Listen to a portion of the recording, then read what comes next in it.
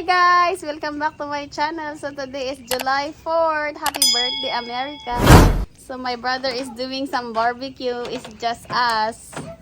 My kids, my brother, husband. See?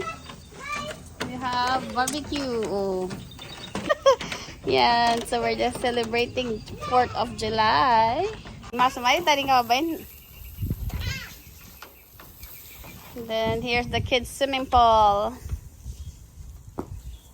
Hi! Happy 4th of July! Is that your new swimming pool? Oh, no one wants to slide in the big one? Yeah, it's too high. That's a smaller one.